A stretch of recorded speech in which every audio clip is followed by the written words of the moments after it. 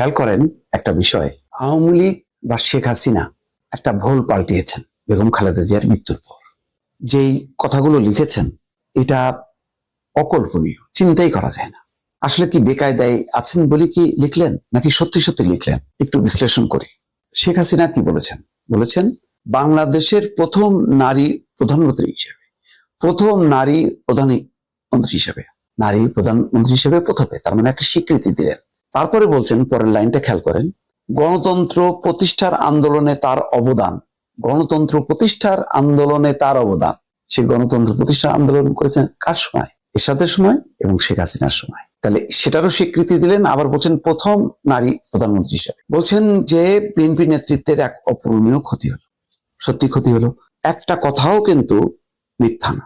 আবার দেখেন তার কথা রেশ ধরে সজীব ওয়াজেদ জয় তিনিও কি বলছেন? ধরা হয় যে তিনি হয়তো উত্তরসূরি হবেন শেখ হাসিনার যদি বিদায় নেন পৃথিবী থেকে। দেশের সংকটময় মুহূর্তে, মানে বাংলাদেশে এখন সংকটময় মুহূর্ত বলছেন, যখন সাধারণ মানুষের নিরাপত্তার অভাবে ভুগছে, নিরাপত্তা নেই সত্য, দেশকে অস্থিতিশীল এবং বিরাজনীতিকরণের অপচেষ্টা চলছে, কথাটা একেবারে মিথ্যা নয়, তখন তার এই চলে যাওয়া বাংলাদেশের উত্তরণের পথে, বাংলাদেশের উত্তরণের পথে এক গভীর প্রভাব ফেলবে। চিন্তা করা যায় এই দুইজনকে, মনে করেন শেখ হাসিনা ক্ষমতায় আর সজীব ওয়াজেদ জয়ও ওই তথ্য উপদেষ্টা নাকি বলে সেই পদে আছেন। সেই সময় মনে করেন এই বেগম খালেদা জিয়ার বিদায় যদি হতো, এই শব্দগুলি কি ওরা লিখতেন কিনা? তারা লিখতেন? আমার সন্দেহ হয়, কিন্তু লিখেছেন। যখন লিখেছেন আমরা এটাকেই ধরে যদি বিশ্লেষণ করি, তাহলে দুইটা জিনিস পাবো।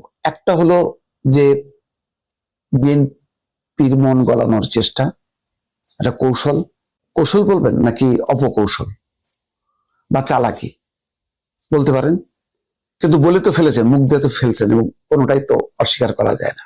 তাহলে এই কৌশল হলো যে একটা, ধরি আমরা যে এটা যেহেতু মারা গেছেন, যেহেতু অনেক দায় আছে, বিএনপি দোষারোপ করবে, বিরোধীরা দোষারোপ করবে।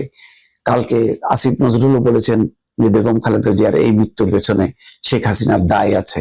তো সুতরাং দায় মুক্ত হওয়া চেষ্টা, ভার মুক্ত হওয়ার চেষ্টা, প্রতিপক্ষকে, চির প্রতিদ্বন্দ্বী যিনি ছিলেন তিনি না থাকলেও তার পুত্ররা আছেন, সেই রাজনীতি তো তারাই ক্যারি করবেন, তাদের সহানুভূতি পাওয়া, তাদের মন গলানো, এটা হতে পারে।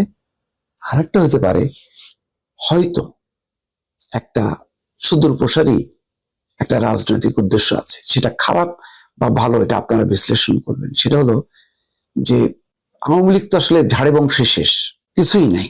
শোক যে জানাবে তারা আনুষ্ঠানিকভাবে, মানে ধরেন দুজন যে তারেক রহমানের সঙ্গে দেখা করবেন বা পরিবারের সদস্যদের কাছে যে শোক জানাবেন, সেই অবস্থার মধ্যেও তো নেই। মানে আওয়ামী লীগ হিসেবে তারা পথে ঘাটে কোথাও বেরোতে পারেন না। এবং দেখেন এক সময় খালেদা জিয়ার একটু যাতে মুক্তি দিয়ে চিকিৎসা করা যায়, দলও করেনি, যদি মাইন্ড করে, সেজন্য পরিবারের সদস্যরা মানবিক কারণে বারবার গেছে, আর বারবার এই চিঠি করে, একবার হোম মিনিস্ট্রিতে পাঠায়, একবার ল মিনিস্ট্রিতে পাঠায়, ল মিনিস্ট্রি হোম মিনিস্ট্রি পাঠানোর পরে 7 দিন 8 দিন 10 দিন পরে বলে যে না, আইনগত কারণে সম্ভব হচ্ছে না, রিজেক্ট করে।